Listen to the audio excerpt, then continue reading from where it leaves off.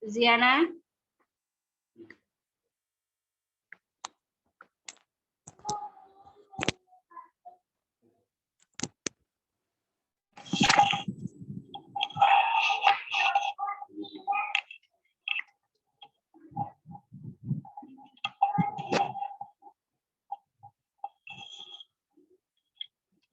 Ziana, silakan.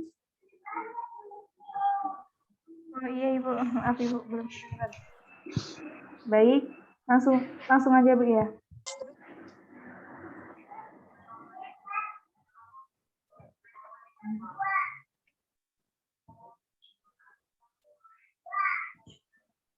Kak Yunita, tolong digeser ke bawah Kak Yun. Baik, untuk materi yang pertama yaitu tentang sejarah hadis di Nusantara. Sejarah hadis di Nusantara yaitu pada abad ke-7 sampai ke-13 Masehi, yaitu Islam memperkenalkan diri di Indonesia, yaitu tentang perkembangan dua komponen penting di dalamnya, yaitu tentang Al-Quran dan hadis, yang mana tidak dapat dipisahkan, dan pengaruh penyebaran Islam di Nusantara yang bermula masuk melalui jalur perdagangan hingga jalur pendidikan dari berbagai negara, seperti contohnya dari Arab. Nah, pada abad yang ke-12, perkembangan hadis juga dipengaruhi oleh agama Islam Timur Tengah, yang mana diantaranya adalah para ahli sufi, yang jumlahnya sudah lumayan cukup banyak. Kemudian, pada abad ke-17, muncul para ulama-ulama yang tersohor yang datang ke Indonesia dari Timur Tengah, yang mana memiliki pengetahuan yang luas dalam berbagai ilmu, seperti contoh ilmu kalam, tasawuf, hadis, fikih, sejarah, dan perbandingan agama, yang mana diantaranya yaitu ada ulama Nuruddin An-Raniri, Abdul Rauf As-Singkili, dan Al-Maqasari. Nah, mereka itulah ulama-ulama yang berperan sangat penting dalam perkembangan kajian hadis di Indonesia. Nah, banyaknya ulama yang muncul pada abad ke-19 ini, salah satunya yaitu yang sangat mendalami ilmu hadis, yaitu Syekh Mahfud Al-Tarmasi, yang mana beliau adalah satu-satunya ulama Indonesia yang mendalami ilmu hadis sampai mendapatkan sanad. Kemudian juga dilanjutkan oleh muridnya, yaitu Kiai Haji Hashim As'ari, di mana Kiai Haji Hashim mendapatkan tempat mengajar yang subur, yaitu bertepatan di pondok pesantren miliknya, yaitu di Tebu Ireng, Jombang. Karyanya yang sangat kental dengan hadis, yaitu tentang Risalah Ahlu Al-Sunnah wa Al-Jamaah. Kemudian proses penyebaran hadis diduga kuat melalui lembaga formal seperti pesantren dan lembaga non-formal seperti ceramah atau pengajian yang merujuk langsung pada kitab berbahasa Arab. Itu pun bukan khusus kitab hadis, melainkan juga kitab fikih yang di dalamnya juga terdapat hadis-hadis sebagai landasan ditetapkannya sebuah hukum dalam kaidah fikih. Lanjut, Kak. Lanjutkan siapa tadi saya suruh? Yunita ya? Iya, Yunita. Oke, silakan Yunita, lanjutkan.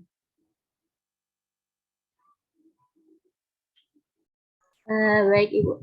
Oke, saya akan melanjutkan penjelasan dari Kajiana. Yang kedua itu perkembangan hadis di Nusantara. Jadi perkembangan hadis di Nusantara itu di sini tertulis dua ya. Pertama, hadis belum masuk kurikulum, yaitu sebelum tahun 1900. Nah, sejak Islam masuk Indonesia, khususnya Asia Tenggara umumnya, pada abad pertama Hijriah sampai ke tahun 1900, pengajaran Islam berlangsung secara sederhana yang bertujuan agar umat Islam memahami rukun Islam yang 5, rukun iman yang 6, pandai melaksanakan sholat, puasa, dan ajaran-ajaran dasar Islam lainnya. Kemudian mulailah dilaksanakan pelajaran ilmu fikih, tauhid, tasawuf, pelajaran bahasa Arab secara berangsur-angsur. Itu sebelum masuknya kurikulum tahun 1900.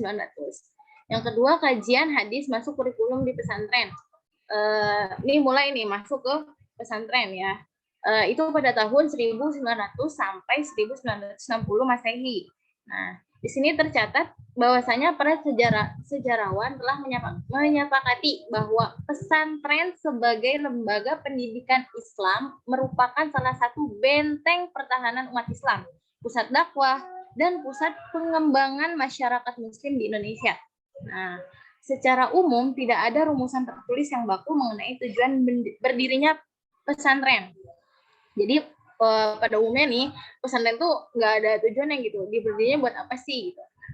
Di sini dijelaskan lagi, namun sejak pertama kali berdirinya di Indonesia, pesantren terus berperan dalam penyiaran agama Islam, termasuk dalam perkembangan kajian hadis. Jadi di pesantren lah ya, mulanya kajian hadis pun tersebar kayak gitu. Kedua, perkembangan hadis di Nusantara, masih yang ini ya.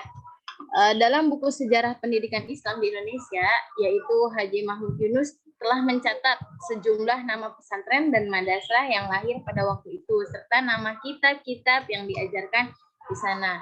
Hadis dan ilmu hadis menjadi bagian kurikulumnya. Di sini ada pesantren Tebu Ireng yang berdiri pada tahun 1899 yang tadi telah dijelaskan oleh Kaziana. Nah, di sini untuk tingkat ibtidaiyahnya hadis belum dimasukkan sebagai mata pelajaran. Untuk tingkat sanawiyahnya diajarkan kitab Riyadhus Shalihin. Jadi kalau di Tebu Ireng, kalau yang ibtidaiyah itu SD ya, dia belum belum ada pelajaran hadis lah gitu. Nah, ketika tingkat sanawiyah atau SMP bisa kita bilang itu kitab Riyadhus Shalihin itu udah diajarkan ya. Kitab Riyadhus Shalihin itu ya memuat tentang hadis-hadis kayak gitu. Kedua itu ada Pondok Pesantren Rajoso yang terletak di Jombang, yaitu berdiri pada 1919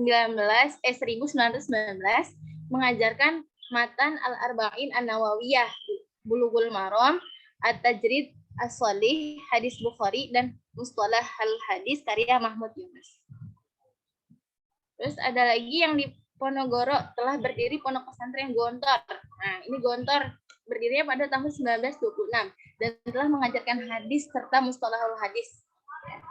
Jadi kalau di Gontor itu, kalau yang setahu saya, hadis itu emang diajarkan dari kelas 2 ya, dari yang dasar-dasarnya gitu, 2 SMP. Nah, nanti mustalahul hadis itu dia belajarnya kalau nggak salah itu dari kelas 5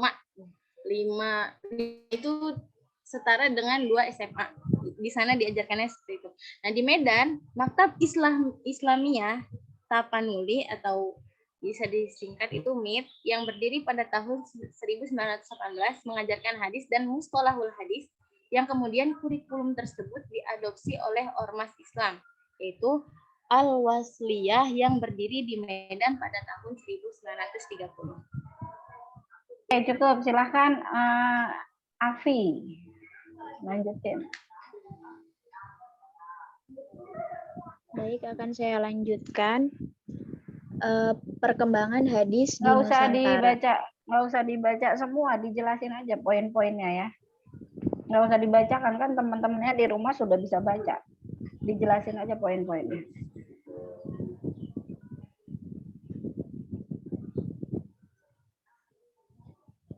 Iya, jadi pada tahun 1930 itu lahir beberapa tokoh yang menulis kitab hadis. Di masa ini juga muncul beberapa tokoh hadis seperti Ahmad Hasan dan Hasbi Asy-Syidik. Sejumlah ormas Islam yang mengembangkan kajian hadis juga lahir pada periode ini, seperti Muhammadiyah yang didirikan pada tahun 1912 di Yogyakarta. Jadi persis yang didirikan pada tahun 1923 di Bandung, Nahdlatul Ulama yang didirikan pada tahun 1926 di Surabaya. Selanjutnya ada Al-Wasliyah yang didirikan pada tahun 1930 di Medan, dan ormas-ormas yang lainnya. Jadi semua ormas Islam ini sepakat dan meyakini hadis sebagai sumber kedua dari ajaran Islam dan mengajarkannya kepada murid-murid di sekolah dan di madrasahnya serta warganya. Itu. Selanjutnya ada kajian hadis yang masuk di perguruan tinggi. Jadi ini ditandai dengan lahirnya perguruan tinggi, karena itu pengajaran hadis di Indonesia itu mengalami lompatan yang sangat signifikan dari pengajaran hadis yang sederhana di pesantren kepada pengkajian hadis secara akademis di berbagai fakultas. Nah, di perguruan tinggi ini hadis diajarkan secara sistematis dengan memperkenalkan periodisasi sejarah perkembangan hadis, asbab al-wurud, jahr wa ta'dil, tokoh-tokoh hadis, ilmu riwayah, ilmu dirayah, dan membaca kitab syarah hadis. Dan selanjutnya hadis masuk kurikulum di pasca sarjana pada tahun 1980 sampai 2000. Pasca sarjana ini telah dibuka di beberapa daerah pada periode ini. Jadi pengajaran hadis di tingkat pasca ini, terutama di tingkat S3-nya, itu sudah jauh berbeda dari pengajaran hadis di tingkat S1.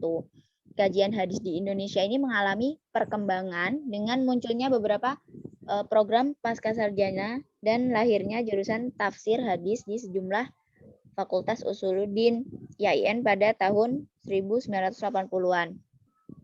Nah, pada tahun ini mulai ada penelaahan sumber-sumber primer hadis dan ilmu hadis, ya seperti Al-Kutub, Al-Sittah, Musnad Ahmad, Al-Mustadrak, Ala Al-Sahihain, karya Al-Hakim, dan kitab-kitab hadis pokok lainnya itu mulai dikaji, yaitu Ma'rifah Ulum Al-Hadis, karya Al-Hakim. Terus ada juga Al-Taqyid wa Al-Idah, karya Al-Iraqi. Terus ada juga Tadrib Al-Rawi, karya Imam Al-Suyuti. Ada Tahdib Al-Tahdib, karya Ibnu Hajar Al-Asqalani, dan Tahdib Al-Kamal, karya Al-Mizzi. Dan selanjutnya kajian hadis itu mengalami cukup. Neng, lanjutkan Neng. Ada Neng? Baik Ibu, hadirah Ibu. Nah, dijelaskan aja, nggak usah dibaca semua. Baik Ibu. Paham kan? Poin kelima, kajian hadis mengalami kemajuan pesat dari tahun 2000 Masehi sampai dengan sekarang. Nah, ketika tahun ini, dari abad 20 sampai sekarang muncullah berbagai buku tentang hadis. Dan pada akhir tahun 1980-an, jurusan tafsir hadis akhirnya dibuka. Kemudian pada tahun 2014, dipisah antara tafsir dan hadis. Maka dari itu ada jurusan ilmu Quran dan tafsir atau yang belum mandi juga. Dan ada ilmu Al-Quran tafsir atau IAT. Untuk prodi hadis sendiri disebut IH atau ILHA. Nah, tujuan pemisahan ini adalah untuk memperdalam ilmu-ilmu Al-Quran dan tafsir juga hadis. Ke bawah, Pak. 3. Transformasi kajian keilmuan Islam di Nusantara. Nah, pendidikan Islam di Indonesia itu terbagi ke dalam 3 bentuk sistematik, yaitu pesantren. Pesantren itu adalah suatu lembaga pendidikan yang mana mengajarkan tentang pelajaran agama secara tradisional dan hanya mengajarkan atau memfokuskan diri dalam pengajaran kitab-kitab agama melalui mengajarkan pelajaran agama melalui kitab-kitab Islam klasik yang berbahasa Arab. Kemudian yang kedua ada madrasah. Madrasah ini adalah sama sistem pendidikan yang bersifat pendidikan modern, yang mana di madrasah ini dijelaskan melalui secara klasikal dan tergradasi secara kurikuler. Kemudian ada pendidikan Islam. Pendidikan Islam ini adalah hanya berupa materi pelajaran yang ditambahkan ke dalam sistem kurikulum pendidikan umum dan diajarkan oleh guru agama. Silahkan Winda, jelaskan selanjutnya Winda.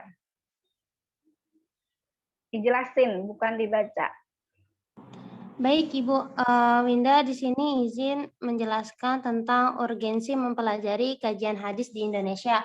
Apa sih kira-kira urgensinya mempelajari kajian hadis di Indonesia? Jadi, gini nih, sebenarnya ini ada di pembahasan tentang hadis. Jadi awalnya itu ulama-ulama di Indonesia, beliau itu nggak terlalu memperdalam hadis gitu. Jadi menurut beliau pemikiran ulama-ulama yang dulu itu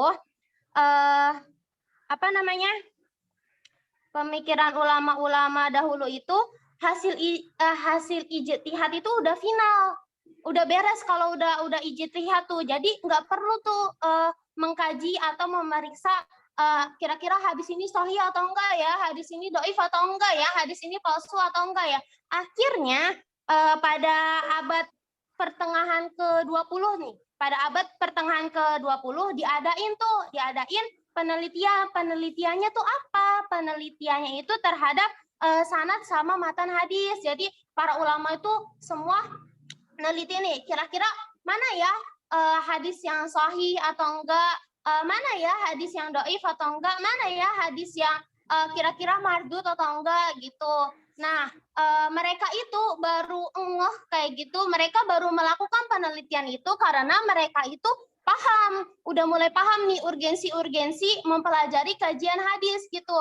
Karena ya kan kalau hadis itu bukan mencakup. Kalau hadis itu kan adalah perangkat kedua setelah Al-Qur'an ya, yang harus dipelajari oleh setiap muslim gitu. Biar kita tuh tahu apa sih yang dikatakan Nabi, apa sih yang diwasiatkan Nabi kepada sahabat yang kira-kira itu tuh sahih atau enggak, dan itu tuh dhaif atau enggak, biar para ulama, biar para dai-dai, biar para pengajar agama itu bisa lebih hati-hati gunainnya. Oh, aku kayaknya nggak usah gunain hadis yang ini deh, ini kan hadisnya dhaif, bukan yang sahih gitu. Dan kalau kita lihat dari keilmuan hadisnya itu sendiri, itu kan ada keutamaannya ya. Keutamaan dalam mempelajari hadis itu apa aja emangnya?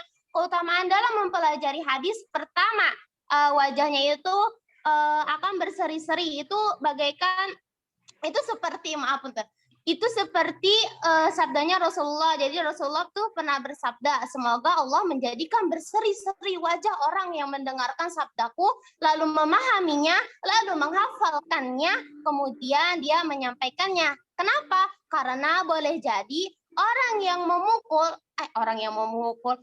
yang mendengarkannya itu akan menyampaikannya kepada orang yang lebih paham darinya. Nah, terus habis itu ada juga nih, kalau kita itu mempelajari hadis, kita tuh bakalan mendapat berkah dunia akhirat. Itu seperti perkataan Sufyan Ats-Tsauri. Jadi beliau tuh pernah berkata, saya tuh nggak mengetahui amalan yang lebih utama di muka bumi ini. Dari apa utamanya paling yang lebih utama itu? Nah, katanya Sufyan itu amalannya itu ialah mempelajari hadis bagi yang menginginkannya dengannya wajah Allah Ta'ala. Jadi ia menambahkan pula mendengarkannya atau mempelajari hadis itu merupakan kebanggaan sendiri gitu, yang menginginkan dengannya dunia dan merupakan petunjuk bagi yang menginginkannya dengannya akhirat. Nah, terus habis itu yang ketiga, sebenarnya keutamaannya banyak, cuma diambilnya 3 aja yang kira-kira lebih utama gitu. Yang ketiga itu besar pahala yang berpergian untuk belajar hadis. Jadi seorang muslim yang bepergian untuk belajar ataupun mendengarkan hadis, baik belajarnya itu mau di pesantren, mau menghadiri majelis taklim yang kayak ibu-ibu tiap pekan gitu kan, ataupun yang lainnya, itu tuh dapat pahala yang besar dari sisi Allah gitu. Oke. Sekian Ibu Cukup. dari saya. Iya. Silahkan Aci. Nah, habis makalah ini selesai baru kita diskusi. Ini sebenarnya kajian minggu depan ini, Syekh Mahfud At-Tarmasi, Nuruddin Araniri, ya kan?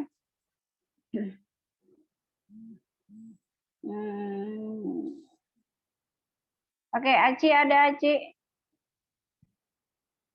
Ada, Ibu. Oke, silahkan baca sedikit saja, jangan banyak-banyak. Ya baik, tokoh yang mempengaruhi kajian khusus tentang hadis. Di sini ada Syekh Mahfuz At-Tarmasi. Nama lengkap beliau Muhammad Mahfuz Ibnu Abdillah Ibnu Itu Manan. nggak usah dibaca sekilas aja, karena ini besok kita akan membahas tentang tokoh-tokohnya secara lebih detail ya. Sedikit saja tentang tokohnya. Langsung ke bawah aja, Kak.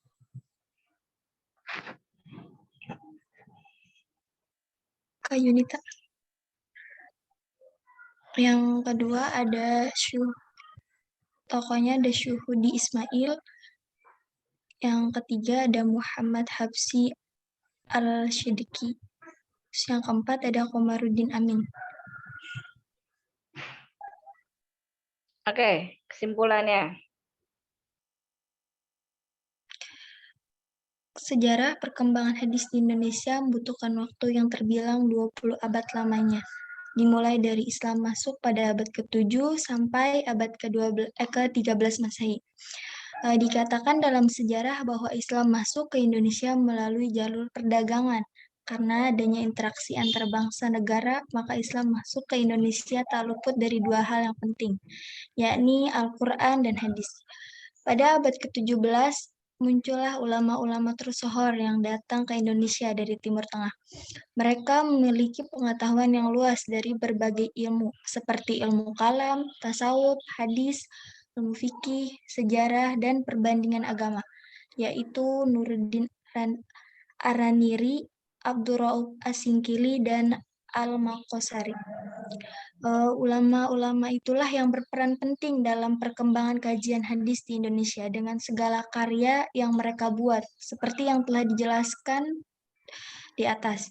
Dengan kecerdasannya, para ulama tersebut melakukan pembaharuan dan pemurnian agama Islam. Pada abad ini, hadis dapat terbilang masih langka, baru mengalami perkembangan signifikan pada akhir abad ke-19 atau awal abad ke-20. Pada abad ini muncul dua sosok ulama yang sangat terkenal dan diakui kebesarannya. Tidak hanya di Nusantara, tetapi juga di Timur Tengah, bahkan menjadi pengajar tetap di Masjid Al-Haram Makkah, yaitu Syekh Nawawi Al-Bantani dan Syekh Mahfud Tarmas. Kedua ulama itulah membuat kajian hadis mulai digemari. Dua ulama inilah yang dianggap sebagai sosok yang memutus mata rantai stagnansi studi hadis di Indonesia. Syekh Mahfuz Tarmas bahkan disebut sebagai ulama Nusantara pertama yang menyandang gelar hadis atau ahli hadis. Pada abad 12, akhir abad 21 Masehi, kajian hadis di Indonesia ini terus mengalami perkembangan yang sangat pesat. Transportasi hadis-hadis pada mulanya melalui lembaga pendidikan formal, seperti pesantren dengan mengkaji buku atau kitab-kitab yang berkaitan dengan hadis. Maka hadis di Nusantara bisa terpelihara hingga sekarang. Hadis adalah 17 pedoman kedua dari Al-Quran. Maka urgensi dari mempelajari kajian hadis ini adalah agar hadis tetap terjaga dan dapat mengamalkan isi kandungan hadis yang telah dikaji. Karena itulah cukup. Udah, Ibu. Ya. Jadi tokoh-tokoh yang tadi disebutkan itu kedepannya kita akan belajar bersama tentang beliau-beliau ya. Kita akan menghafalkan sehingga kita paham betul bagaimana sih hadis di Indonesia ini masuk dan dibawa oleh mereka di kampung halamannya. Kemudian mempelajari studi hadis di Indonesia untuk tema yang pertama ini adalah mengawali bagaimana kajian hadis yang padahal pada abad ke-12 itu sudah mulai berkembang ya. Bahkan pada masa sahabat sekitar 7 ya, pada abad ke-7 itu di mana kajian hadis di era sahabat itu mulai dikembangkan. Saya kayaknya sinyalnya wifi-nya masalah nih. Ya. Sedikit kita flashback ya. Bagaimana sih hadis itu Rasulullah mengizinkan para sahabat itu untuk mempelajari ilmu hadis. Padahal dulu di awal Rasulullah sempat melarang sahabat-sahabat itu menghafalkan hadis. Ternyata ada sebabnya. Ya, ada sebabnya mengapa Rasulullah sempat melarang. Satu, khawatir bagi sahabat yang tidak memiliki daya ingat yang kuat, dia akan tertukar antara ayat Quran dengan hadis Nabi. Nah, gitu ya. Jadi tahap pertama kelahiran ilmu hadis ini, kalau kita belajar mustalah hadis ini, tahap perkembangan dan sejarahnya cukup lama memang ya. Abad pertama Hijriah saja misalnya, abad pertama Nabi Hijrah itu sahabat sebenarnya sudah mulai ada yang menghafal. Ya, yaitu ketika sahabat banyak melihat Rasulullah itu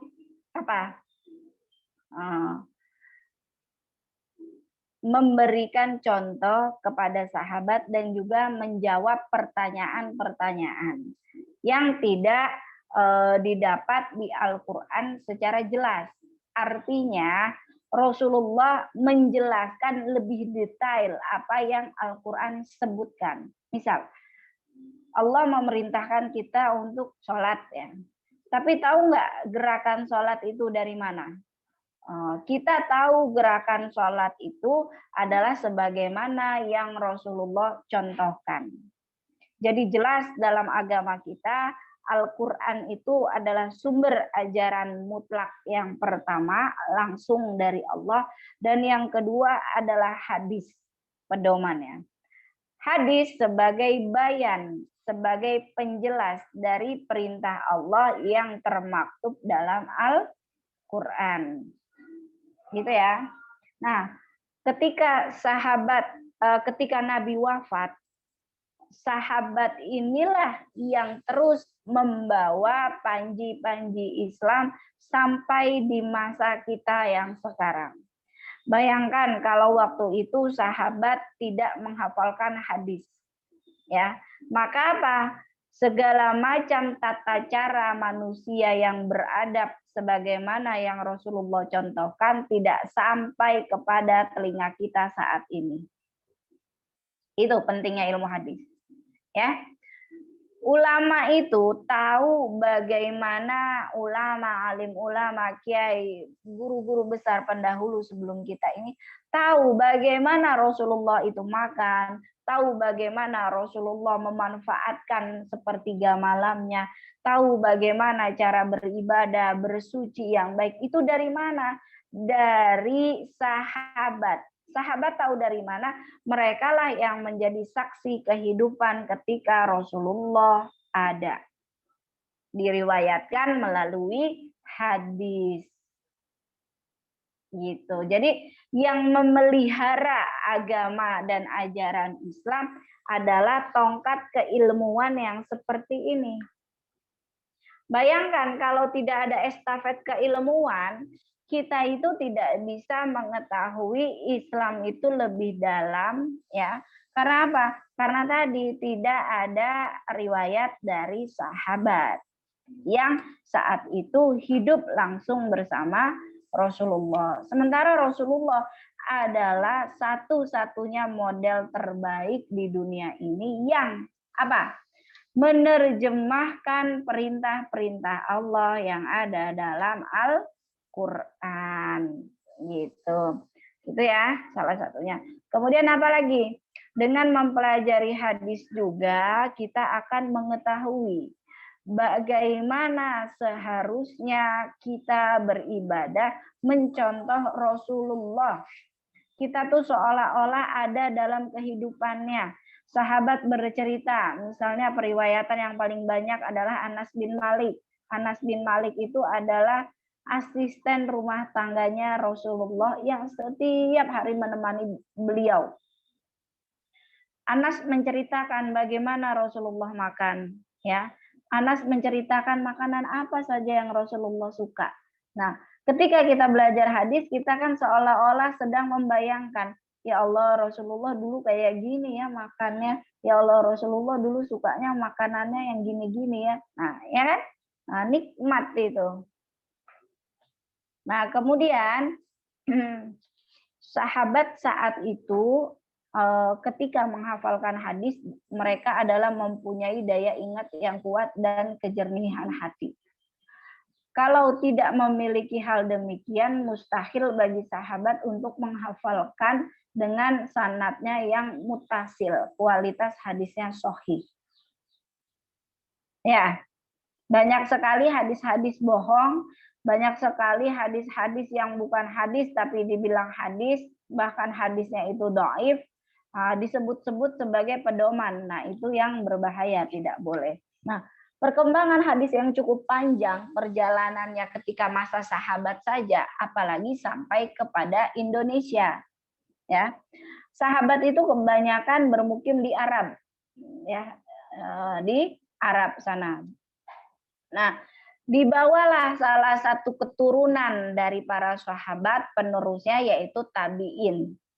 Tabi'in dibawa lagi lah penerusnya tabi'ut tabi'in, yaitu pengikutnya tabi'in. Tabi'in itu adalah masa sesudah sahabat. Diikuti lagi sampai ittabi'ut tabi'in, diikut lagi sampai kepada ulama dan keturunannya. Ya. Salah satu dari mereka mengadakan perniagaan, perdagangan. Jadi salah satu faktor terbesar yang membawa hadis itu sampai kepada Nusantara kita ini adalah melalui jalur perdagangan. Ya, perdagangan dari Arab datang singgah. Indonesia dikenal sebagai apa? Sumber rempah-rempah kala itu melalui jalur laut. Nah, kemudian sentra perdagangan niaganya itu salah satunya adalah di dermaga Indonesia. Banyak orang yang datang yang singgah untuk melakukan jual beli dan transaksi rempah-rempah di Indonesia. Kenapa rempah-rempah itu diperlukan? Karena apa? Untuk menghangatkan badan, suhu. Indonesia terkenal negara yang tropis. Artinya apa? Negara yang stabil sesuai dengan suhu badan manusia pada umumnya. Sehingga rempah-rempah tidak terlalu diperlukan. Tetapi Allah memberikan kenikmatan dengan banyaknya hasil bumi yang melimpah. Inilah yang menyebabkan banyak dari negara lain yang ingin menguasai Indonesia ingin datang. Salah satunya adalah saudagar dari Arab. Ada Habaib, ada Habib, ya. Mereka selain berdagang di Indonesia, ternyata punya misi lain, yaitu apa? Mengenalkan Islam di Nusantara yang sebelumnya Indonesia menganut agama Buddha dan Hindu, agama pribumi, ya. Nah, dengan dagang, ya, contohnya Wali Songo, ya kan, Wali Songo itu adalah salah satu tongkat estafet terbesar, ya, bagaimana mereka melanjutkan ajaran Islam di Indonesia. Setelah melalui jalur perdagangan, apalagi?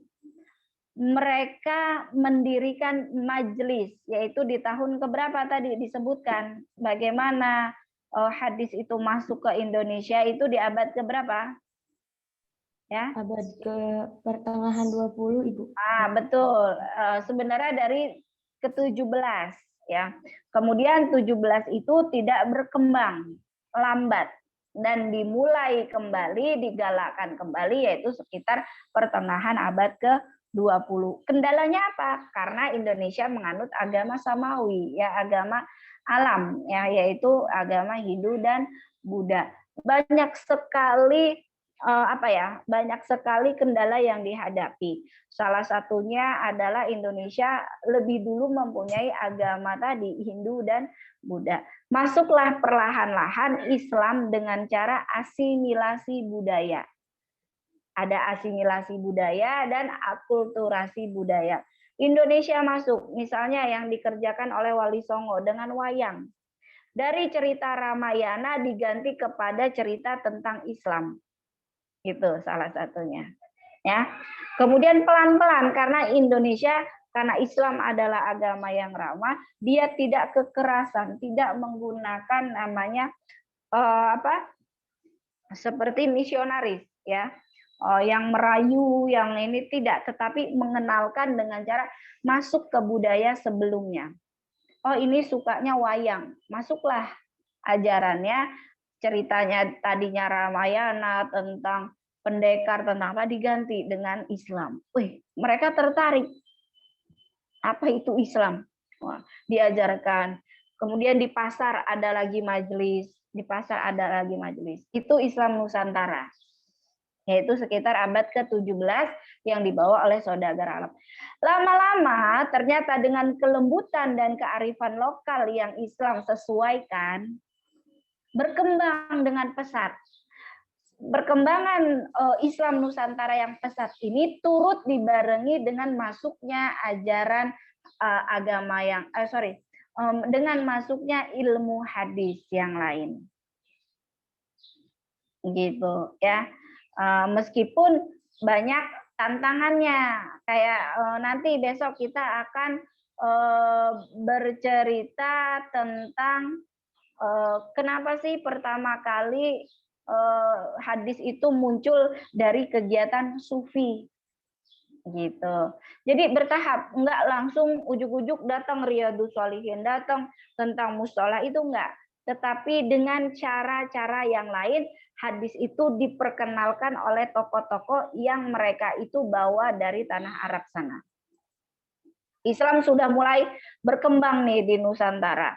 Kemudian datanglah tokoh, ada Nuruddin Nariri, nanti ada Syekh Termas, wah, ada Kiai Nawawi Al-Bantani, banyak sekali. Di setiap titik Indonesia ini akan ada tokoh besarnya, dan minggu depan akan kita bahas.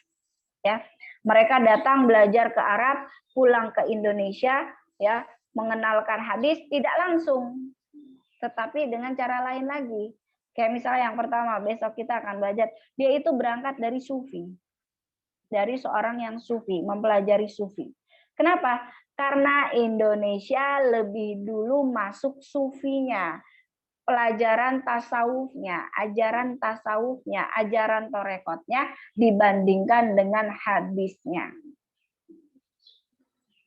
Ya, jadi Islam masuk ke Nusantara dikembangkan oleh Wali Songo dan kiai yang lainnya. Yang diajarkan pertama kali itu adalah tauhid. Gimana orang semakin mendekat kepada Tuhan? Nah, tentunya itu dengan model tasawuf, torekot. Jadi orang itu semakin membuka dirinya dengan Tuhan, kemudian setelah itu barulah dari penggalan-penggalan kalam torekot itulah ternyata sumbernya itu dari kalam Rasul, dari perkataan Rasulullah.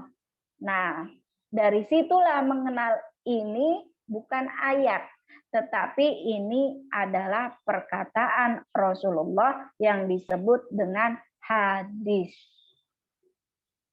Nah, dari situ orang tanya, hadis itu apa? Wah, mulai dikenalkan, berkembanglah sampai kepada pendidikannya.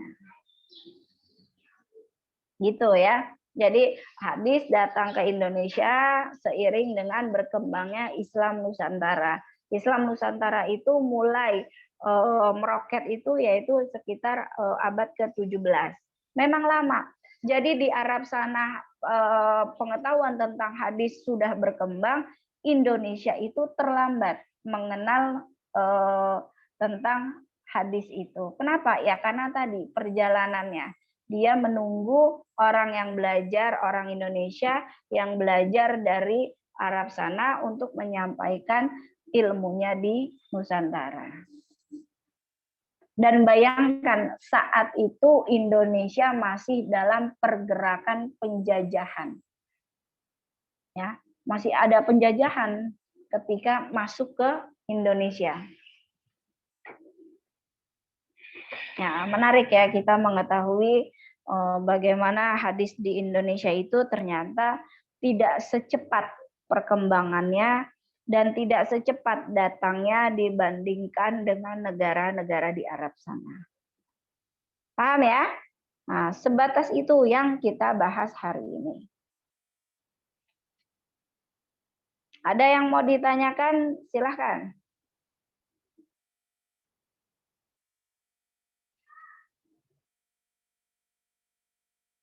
Silahkan, ada yang mau bertanya? Ibu Winda izin bertanya boleh? Silahkan. Tapi sedikit keluar dari materi nggak apa-apa Bu. Iya. Tapi tentang hadis. Bu, berarti sekarang ini ya penyebab kita tuh antar Islam aja saling gontok-gontokan itu karena notabene itu biasanya orang-orang yang kayak baru hijrah, baru belajar agama, itu tuh ujuk-ujuk belajar fikih gitu, belajar hadis, bukannya belajar tasawuf. Begitu bener nggak Bu kalau pernyataan Winda kayak gitu?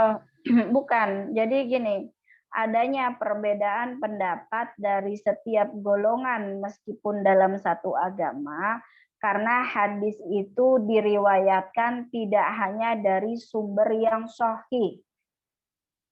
Ya. Hadis itu macamnya banyak, ya. Ada hadis mursal, ada hadis munqati, ada hadis dhaif, ada hadis matruk, ada hadis maudhu, ya. Ada hadis hasan, ya. Ada hadis qudsi, ada hadis marfu, banyak sekali macam kualitas hadis, ya. Ada yang ditolak, ada yang diterima, ada yang dari matannya salah, ada yang dari periwayatnya yang tertolak. Nah, perbedaan-perbedaan sumber bacaan inilah yang kadang ada satu dari golongan itu yang menafsirkannya secara ekstrim. Ya. Padahal banyak sekali kajiannya. Kayak misalnya yang paling ringan saja ada Muhammadiyah, ada NU, gitu ya. Orang Muhammadiyah tidak pakai kunut, orang NU pakai kunut. Orang Muhammadiyah tidak ada tahlilan, orang NU ada tahlilan. Nah, padahal dari setiap golongan ini mempunyai dasar pemikiran yang berbeda. Tetapi dengan sumber hadis, benar hadis, tetapi dari jalur yang berbeda. Ada yang pakai jalur A, NU, ada yang pakai jalur B, Muhammadiyah, ada yang pakai jalur C, golongan lain, ada yang pakai jalur D, golongan lain. Mereka punya asas dan dalil masing-masing yang mereka sudah percayai. Karena itu dalam setiap lembaga besar keagamaan, organisasi keagamaan, ya, itu mempunyai wadah yang disebut kayak misalnya Dewan Tarjih, ya, Muhammadiyah. Kemudian ada Bahsul Masail kalau orang NU. Nah, sebenarnya kedua lembaga inilah, ya, yang lembaga besar di Indonesia, ya, mempunyai dasar dan landasan pemikiran masing-masing. Nah, bagi orang yang ujuk-ujuk baru belajar, bagi orang yang ujuk-ujuk baru sedikit baca kitabnya, tapi langsung memberikan statement pernyataan yang lain, kafir, ini murtad, ini kafir, ini salah, ini bid'ah. Nah, itulah yang perlu diwaspadai. Jangan sampai dari perbedaan pemikiran ini Islam itu akan terpecah. Kenapa bisa terjadi golongan yang berbeda? Itu sesuai hadis Nabi juga.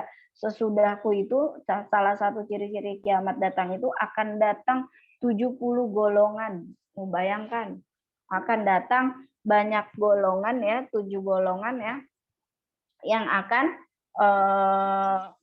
menyebut dirinya itu sebagai Islam yang lebih benar. Artinya apa ya? Islam itu akan terpecah. Ada golongan 1, 2, 3, 4, 5, 6, 7. Dan yang selamat yang mana, wahai Rasul? Yang selamat adalah yang mengikuti sunnahku, yaitu yang mengikuti ajaranku. Tentunya di sini banyak sekali pandangan, ya, tentang sunnah yang seperti apa. Tentunya yang sahih, yang dapat diterima. Gitu. Jadi sebenarnya kepentingan Winda, ketika dia berislam, ketika dia sudah menjadi seorang yang Islam, torekot itu adalah sebagai jalan dia mengenal Tuhannya, gitu ya. Torekot, mengikuti torekot, tasawuf adalah jalan bagaimana dia mengenal Tuhannya, bagaimana dia melihat kedekatan dia dengan Tuhannya. Bagaimana dia sampai kepada tingkatan dirinya adalah benar-benar orang yang ihsan. Ya, gitu. Kan ada tingkat yang paling tinggi itu ihsan gitu ya. Seolah-olah Allah benar-benar melihat kita. Kemudian fikih perlu dia ketahui untuk apa? Menjadi syarat bagaimana semua amalan ibadah mereka itu sempurna, betul di hadapan Allah. Kayak orang sholat, bisa sholat, tapi dia tidak tahu fikihnya, dia nggak tahu najis, dia nggak tahu wudhu, dia nggak tahu bersuci. Nah, maka sementara fikih itu yang menjadi pendukung syarat sahnya agamanya, ibadahnya diterima oleh Allah. Penting. Kemudian ketika dia belajar hadis, penting, sama pentingnya, ya. Bagaimana dia tahu Rasulullah itu puasa, jam-jamnya puasa, bagaimana dia tahu ajaran apa saja yang membatalkan sholat, membatalkan puasa, dari mana kalau dia tidak tahu dari hadis. Nah, fikih itu salah satu ajarannya, tahu dari mana? Ya dari hadis. Ulama fikih berpegangan kepada apa? Kepada hadis. Kenapa? Karena hadislah yang menceritakan bagaimana Rasulullah itu wudu. Karena hadislah yang menceritakan bagaimana Rasulullah itu puasa. Karena hadislah yang menceritakan bagaimana Rasulullah bermuamalah. Gitu. Jadi memang ada keterkaitan. Begitu juga dengan tasawuf tarekot. Bagaimana Rasulullah itu, bagaimana dia tahu nih si tarekot ini? Tahu Rasulullah itu bangun sepertiga malam buat sholat.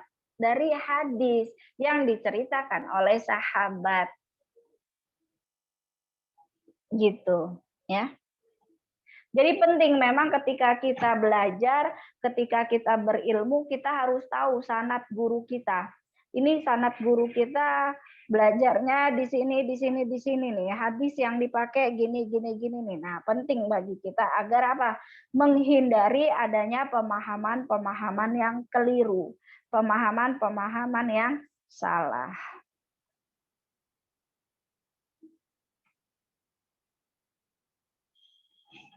Gitu, ya. Ada lain yang mau ditanyakan?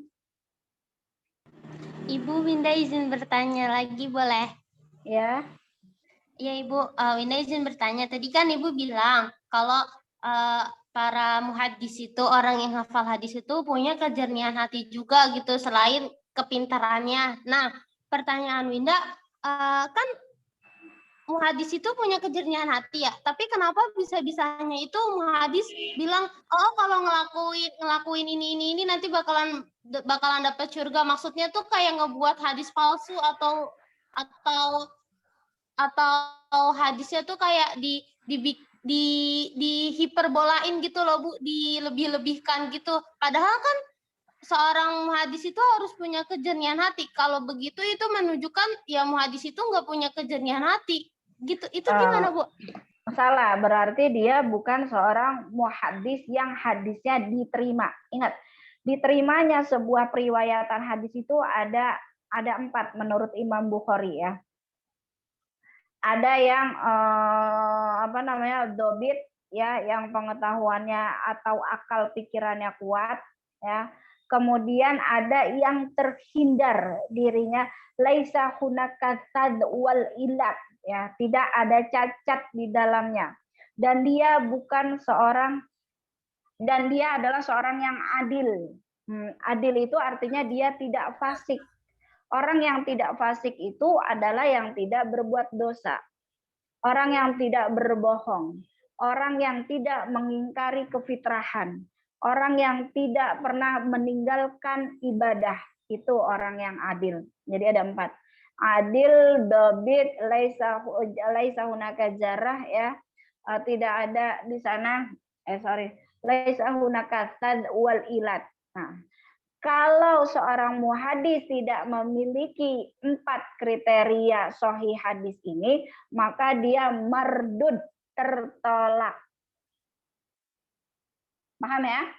Dia tertolak, hadisnya bohong, hadisnya palsu, hadisnya tidak diterima. Kenapa? Karena mungkin dia seorang yang fasik. Dia yang tidak mempunyai kejernihan hati. Dia yang pendusta, dia yang pembohong, dia yang suka maksiat. Hadisnya mardud, tertolak. Hadis yang mardud tidak boleh dijadikan dalil.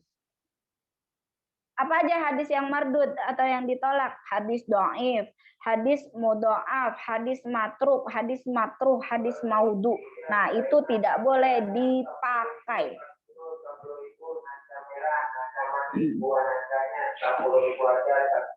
Paham ya? Ya.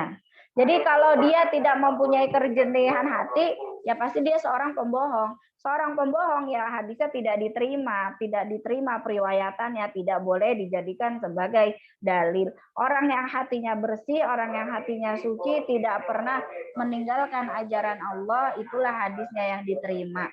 Aduh, itu tukang apa itu? 2 kilo 15 buah naga. Tuh, siapa yang mau beli? Ibu punten, berarti hadis doif itu beneran nggak boleh dipakai sekalipun itu buat motivasi nggak boleh? Nah, tergantung doifnya itu. Ada lagi pelajarannya. Ya, doifnya itu tertolaknya yang seperti apa? Apakah matannya, apakah orangnya, perawinya, gitu. Ibu yang boleh maksudnya yang menjadi boleh kita laksanain itu dia doifnya yang seperti apa Bu? Dari matanya Doifnya atau... tergantung lagi Yunita, ada lagi nih penjabaran ya. Matannya ini isinya apakah dia itu tertolak dari segi dia satu menyimpangkan dari hadis yang lain. Ya, misalnya dan bisa jadi matannya itu mengindikasikan kita untuk berbuat keburukan. Itu nggak boleh. Tapi kalau sekedar matannya itu isinya bisa untuk memotivasi, misal memotivasi tapi tidak sampai keluar dari akidah, ya itu masih bisa. Kayak misalnya innamal a'malu bukan. An-nadzafatu minal iman. Nah, itu kan hadisnya salah, itu bukan hadis ya. Bisa dikatakan itu hadis dhaif atau mudha'af, itu saya kurang hafal ya. Nah, itu bukan hadis sahih. Yang benar saat itu Rasulullah bilang at-tuhuru syatrul iman. Kebersihan itu adalah inian dari iman. Nah, sementara an-nadzafatu kebersihan bagian dari iman, artinya kalau kita tidak bersih, tidak mempunyai keimanan, nah itu kan beda konteksnya. Nah, itu tetapi masih bisa digunakan karena apa? Agar kita masih termotivasi untuk menjaga kebersihan karena kita orang Islam. Gitu. Jadi tergantung matan ya. Kalau matannya untuk hal-hal yang sifatnya itu bukan yang berkaitan dengan akidah ya, itu masih bisa kita jadikan sebagai pengingat, bukan landasan, pengingat. Gitu ya.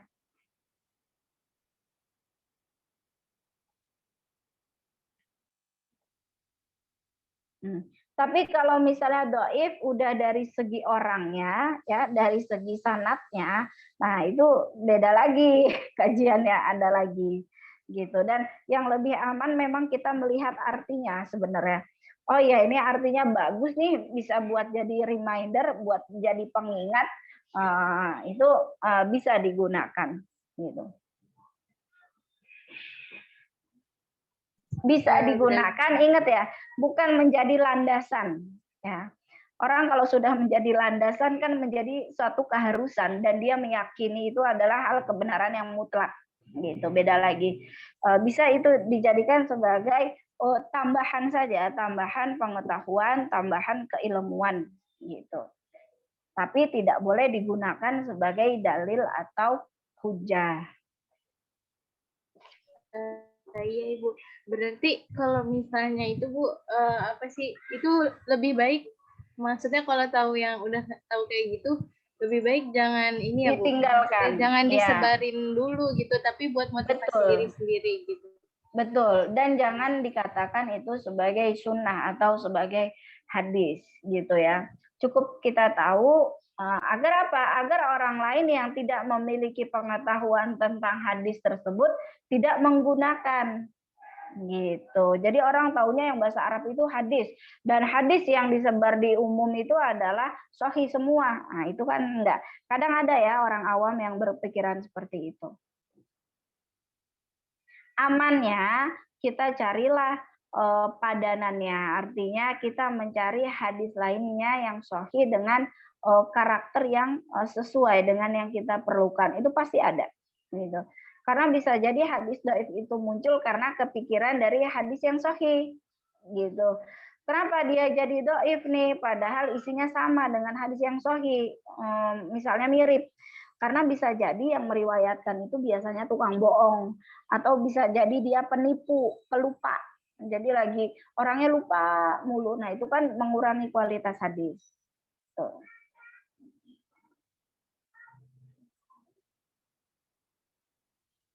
Gitu ya. Ada lain yang mau ditanyakan? Silahkan. Ibu izin bertanya, Bu. Ya, Cindy. Ya, kalau misalkan dilihat zaman sekarang itu kan di Indonesia khususnya ya, Bu. Kalau misalkan di mana-mana itu kan pasti ada pondokan tahfiz. Tahfiznya itu tahfiz Quran gitu, Bu. Terus kalau misalkan dilihat perbandingannya dengan tahfiz hadis gitu, kok kayak masih sedikit kalau menurut aku menurut Cindy gitu, Bu. Jadi kayak contohnya itu Cindy aja baru tahu kayak ada namanya Darussunnah gitu yang isinya tuh pondokan untuk hafal hadis gitu kan, Bu. Jadi kayak kebanyakannya tuh adanya tahfiz Quran gitu semua, Bu. Itu kenapa ya, Bu? Kayak anak-anak tuh pada minatnya tuh mungkin ke Quran semua atau yang di hadisnya belum terkenal ke mereka gitu, Bu. Terus Bu, satu lagi, ada nggak sih Bu perbedaan antara hadis dan sunnah gitu, Bu? Apa sama aja gitu, hadis sama sunnah? Oke, good. Di Indonesia memang pesantren tentang hadis itu masih sangat kurang ya. Yang paling besar induknya itu adalah di Tebu Ireng, kemudian di Termas Jombang ya. Itu adalah pondok-pondok besar yang memang mengkhususkan diri tentang kajian hadis.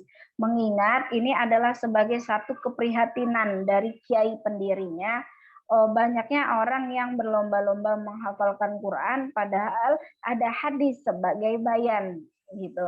Artinya bukan hadis prioritas di atas Quran, itu bukan ya. Artinya memang masih belum terlalu banyak karena kajian hadis ini rumit, banyak, dan tidak semua orang mempelajarinya sebagai sumber tambahan.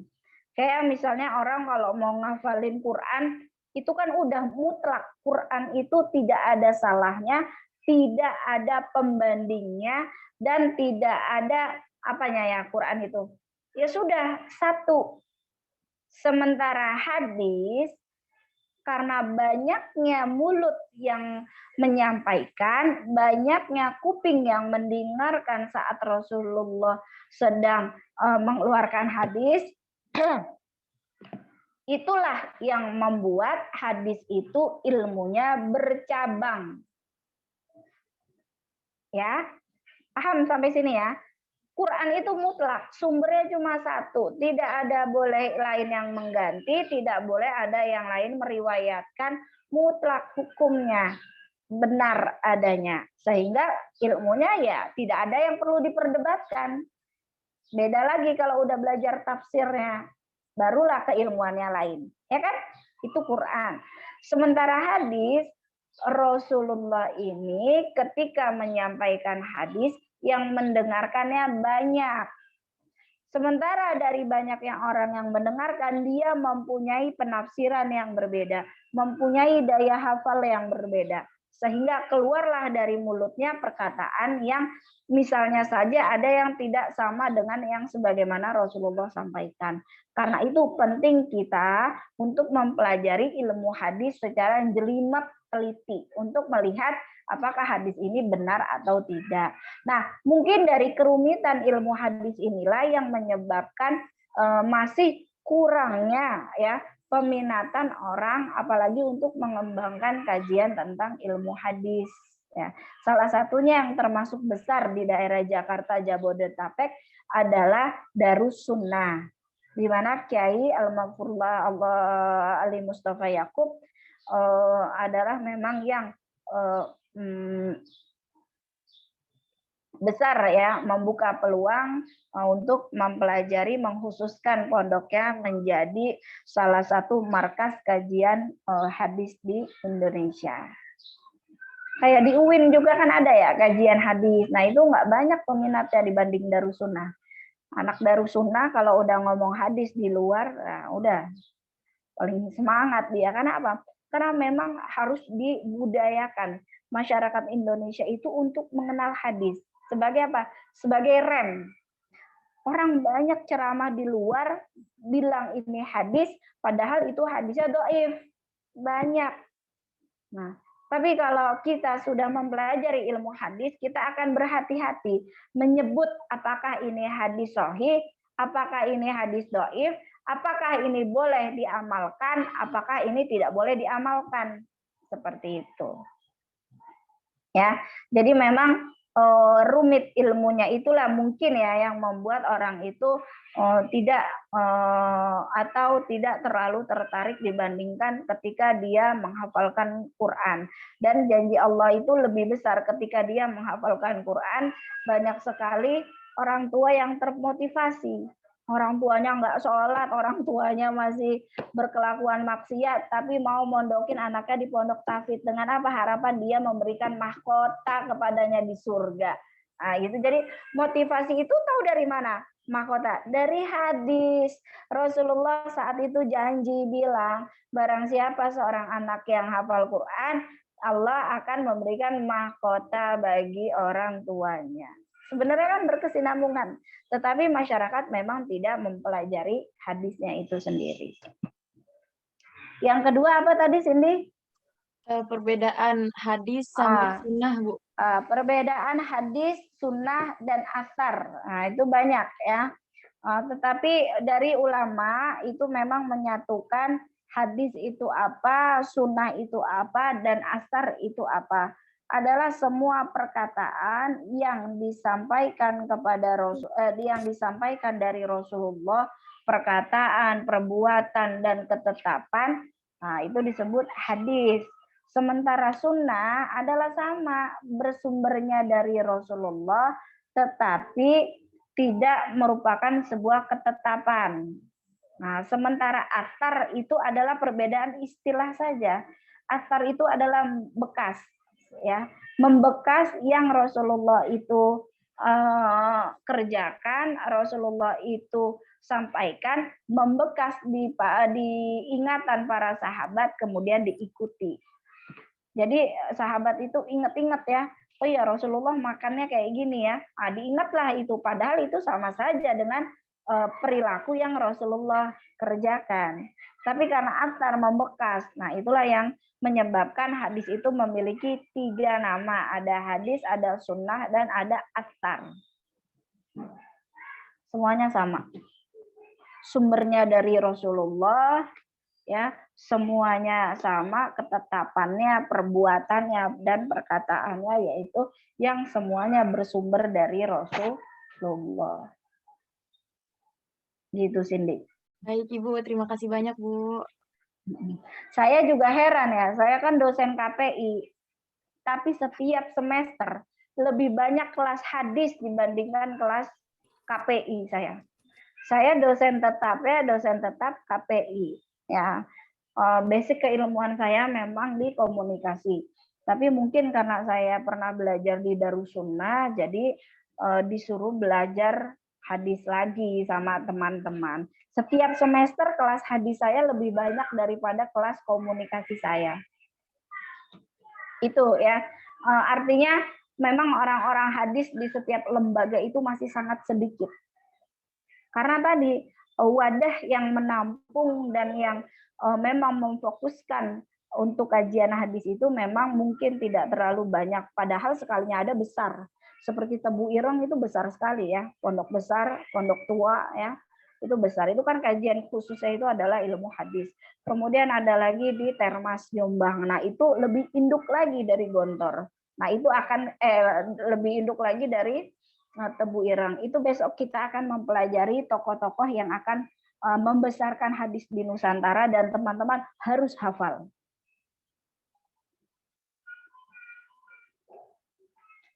Baik, ada lagi yang mau ditanyakan, silahkan. Paham sampai sini, paham ya? Alur temanya itu paham ya? Apa Yunita? Ibu, saya izin bertanya. Takutnya saya salah tangkap, Bu. Yang terkait dengan nas ini, Bu. Syubanul Yaum di Jalul God itu tuh sebenarnya hadis apa bukan sih, Bu? Syubanul Yaum Rijalul God. Maksudnya gimana? Iya, Bu. Iya, maksudnya itu hadis. Artinya Yunita tahu nggak? Syubanul Yaum Rijalul God. Kalau dari artinya itu pemuda hari ini pemimpin masa depan. Oh iya betul. Berarti pemuda itu hari ini. Itu bukan hadis, itu adalah seperti motivasi ya. Kalau di Arab itu namanya, karena kan pernah belajar di pondok modern tuh kayak ada mufrodat ya. Mafuzot bukan? Mafuzot. Nah, mafuzot ya. Itu sebagai motivasi bahwasannya pemuda yang sekarang inilah yang akan menentukan ya kemakmuran dan kepemimpinan negara di yang akan datang ya. Rijal di sini artinya adalah orang yang dewasa. Jadi pemuda sekarang yang berkualitas ya, kedepannya dia akan menjadi seorang dewasa yang akan memakmurkan tempatnya. Jadi kalau pemudanya sekarang hancur dengan narkoba, pemudanya sekarang hancur dengan game-game online yang dia membuat dia tidak produktif, tidak berkualitas, maka dijamin ke depannya dia akan tumbuh menjadi seorang dewasa yang harusnya sudah pantas memimpin negara, tapi terbengkalailah urusan negaranya. Kurang lebih kayak gitu. Jadi kalau mau melihat bagaimana negara kita ke depan, bagaimana mau melihat agama kita ke depan, lihat bagaimana anak-anaknya sekarang, lihat bagaimana pemudanya sekarang. Karena apa? Karena mereka lah yang akan meneruskan estafet perjuangan. Sekarang sudah dicekokin dengan game-game yang tidak berpendidikan. Sekarang sudah dicekokin dengan game-game yang misalnya berkaitan dengan seks ya, sampai dia tergila-gila. Sekarang sudah dicekokin dengan yang namanya narkoba. Bagaimana ke depannya dia bisa menjadi orang berkualitas? Maksudnya gitu. Itu setahu saya bukan hadis ya, Novita. Tapi nanti saya teliti lagi deh. Itu setahu saya mahfudot. Seandainya ada hadis, nanti saya lihat apakah ini hadis atau kata kiasan atau hadis yang ditelikung oleh, bukan ditelikung, diserempetin oleh perawi. Saya nggak hafal, nanti kita cari ya. Saya cari nanti tentang. Saya ini bunyinya bukan hadis. Terus Ibu, ya. Terus itu apa bedanya dengan ketika kita ada pidato gitu, ada yang berbunyi seperti makalah mengatakan. Nah, makalah itu apa bedanya dengan hadis? Makalah? Iya, makalah itu maksudnya gimana? Makalah gimana maksudnya? Iya, soalnya yang kayak tadi Syubanul Yaum Rijalul God itu kalau seperti makalah itu seperti ini aja. Bukan hadis, beda sekali makalah dengan hadis. Makalah itu hanya kumpulan perkataan yang dipakai orang-orang itu untuk berceramah, berpidato, ya, seperti perkataan dari orang-orang yang dikumpulkan saja. Sifatnya kayak quote lah kalau bahasa sekarang. Gitu. Ibu izin bertanya, Bu. Ya. Dulu berarti Bu waktu awal-awal masuk hadis gitu, masuk ke Indonesia nih, itu masyarakat itu kan tadi udah belajar kayak apa tadi tasawuf itu ya Bu ya. Ya. Nah, jadi mereka belajar hadis itu berbarengan dengan belajar ilmu-ilmu lain nggak sih Bu? Iya betul, berkembang dengan ilmu lain mereka belajar. Terus mereka berarti disuruh sama ulama-ulama yang datang nih disuruh hafalin hadisnya gitu Bu, atau diajarin ini namanya hadis, terus diajarin ilmu-ilmu jar wa ta'dil itu gitu Bu? Belum. Ketika ketika hadis datang itu awal mulanya kan dari kegiatan Torekot dari Nuruddin Ar-Ranir ya. Kemudian dia perkenalkan bahwanya syair-syair sufi yang dia tulis, yang dia dapatkan itu semuanya adalah bersumber dari hadis sufi. Gitu. Kemudian dikenalkan apa itu hadis. Belum sampai jarh wa ta'dil itu nanti masih jauh ya. Mereka hanya mengenalkan dan mempopulerkan bahwasannya sumber kita Al-Qur'an yang selanjutnya adalah hadis tadi gitu. Hanya sebatas mustalahnya saja, pengenalan dasarnya tentang ilmu hadisnya itu pun tidak sampai kepada tingkatan tadi jarh wa ta'dil itu belum. Itu sudah masuk kepada tingkatan kurikulum yang lebih besar lagi. Mereka hanya mengenalkan tentang hadisnya itu sendiri apa. Gitu.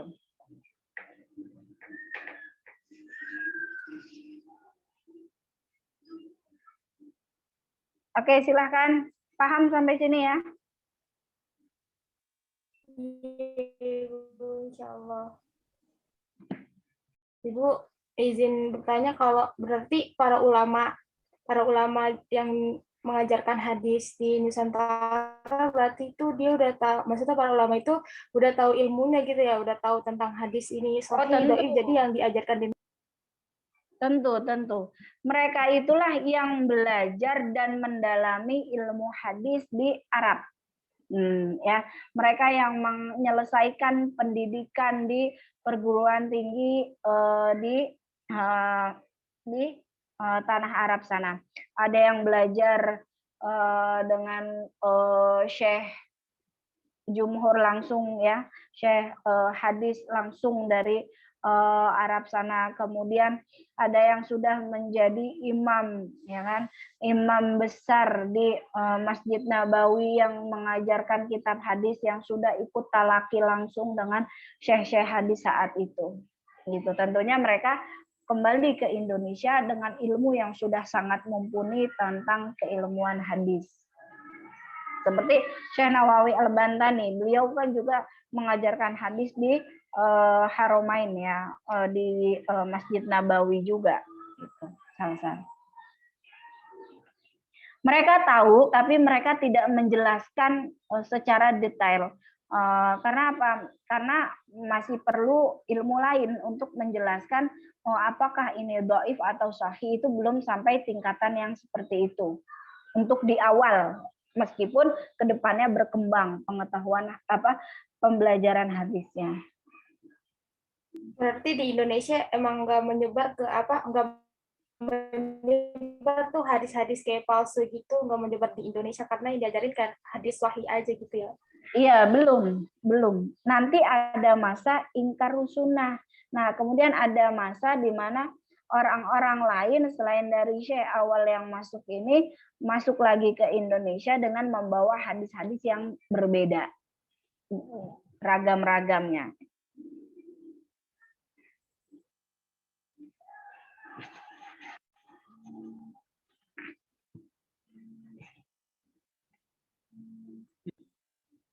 Oke, yang lain silakan.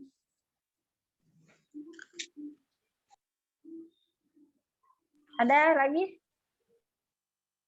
Paham? Ibu Winda izin bertanya lagi, boleh nggak? Iya, silakan. Ibu Winda izin bertanya, tadi kan kata Ibu kalau ada seorang sihir dan itu terbukti bohong, dia tuh nanti hadisnya bakalan mardud atau tertolak. Nah, tapi kalau posisinya gini, dia awalnya tuh emang hobi banget bohong gitu, Bu. Tapi kesininya dia tobat gitu, Bu. Nah, posisi hadisnya tuh bakalan yang baru-baru itu bakalan tetap dimardutin, tetap ditolak gitu, atau yang ditolak itu yang dulu yang awal-awal, terus yang sekarang itu ya nggak ditolak gitu, Bu, atau gimana, Bu? Nggak bisa. Jadi periwayatan hadis itu udah selesai. Maksudnya masa mengeluarkan hadis saat itu kan sudah dipertimbangkan dan diberikan penilaian oleh jumhur ulama, ya. Sudah diteliti. Jadi masa pembuatan hadis pada masa sahabat itu sudah selesai, sekarang tinggal penyebarannya. Ketika ada ulama yang baru muncul tiba-tiba mengeluarkan hadis, nah itu bisa jadi ngaco. Ngaconya apa? Ya karena dia bagaimana dia mau menyampaikan hadis, orang masanya saja sudah beda jauh dengan Rasulullah. Gitu, Winda. Kemudian dia memperbarui tobat misalnya, tapi dia ada bekas dia itu dulu ketika meriwayatkan hadis orang pembohong. Nah, dilihat lagi rentetannya, kenapa dia bisa taubat. Jadi gini, Winda, masa penyebaran hadis itu dengan masa awal sahabat mendengarkan hadis itu berbeda. Nggak sekarang tiba-tiba Winda mengeluarkan hadis sudah dipastikan Winda orang bohong. Kenapa? Ya karena nggak pernah bertemu langsung. Ya kan? Jadi adanya kemungkinan sahabat mengeluarkan hadis itu, satu, dia pernah bertemu langsung minimal sampai pada tingkatan tabiin. Kalau sekarang Winda jalurnya udah nggak kena ke tabiin, ke tabiut tabiin aja udah nggak kena, ya kan? Apalagi ke bikin hadis sendiri. Nah itu sudah dipastikan dia orang yang bohong. Kemudian dia bisa tidak memperbaiki kualitas hadis ya, dari yang seorangnya itu jarang sekali dilakukan pembahasan dan bisa dikatakan tidak, ya, tidak bisa. Jadi orang yang sudah dikenal pembohong, orang yang sudah dikenal pendusta, predikat itulah yang disematkan oleh jumhur ulama bahwasannya setiap hadis yang diriwayatkannya tidak bisa diterima. Gitu.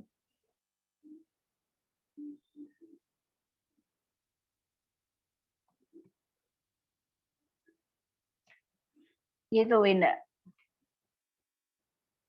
Berarti nggak boleh tuh, Bu, kayak misalnya ada tabiut gitu kan, tabiut tabiin yang dia tuh ngomong kalau aku tuh dapat hadis lewat mimpi, jadi aku dimimpiin sama tabiin yang ini nih, ngasih tahu hadis gini-gini, itu berarti hukumnya nggak boleh, Bu?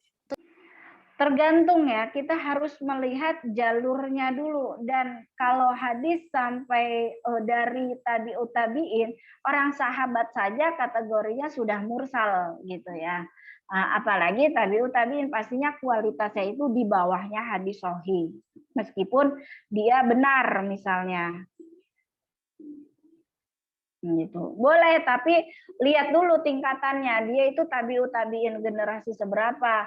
Kemudian benar nggak mimpinya ini seperti ini, apakah dia ngarang? Nah itu pastinya perlu penelusuran ya, perlu yang namanya cek and recheck kembali, tidak langsung bisa divonis dia benar, dia benar menerimanya. Gitu.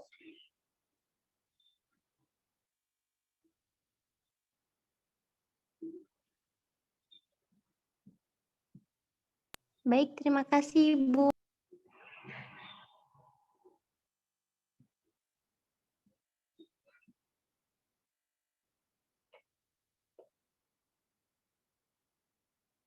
Paham sampai sini, paham? Paham nggak? Coba ya nih yang lain, yang di belakang-belakang paham? Hah? Farida, Andita, Shindi, Kairu, Warsina, Siti Rialin, Yulianti, Wuti, Adisha, Mone, Nadifa, Mutmainah, Aminah, Anisatul Afifah, Nisrina, Wildanur. Nih yang belakang-belakang mau matikan kamera, kenapa nih? Hamidah Nurah, Nida. Nah, paham ya? Hanifah, Iin, Sahula, paham? Insya Allah paham, Bu. Allah, Ibu. Amin. Mudah-mudahan Allah memberikan kita pemahaman, Allah meridhoi ilmu yang kita pelajari hari ini sehingga bermanfaat ya. Kurang lebihnya mohon maaf. Saya akhiri nahtatim hadal yaum bi doa kafaratil majlis. Subhanakallahumma wa bihamdika asyhadu alla ilaha illa anta astaghfiruka wa atubu ilaik. Absennya jangan lupa. Syukran. Assalamualaikum.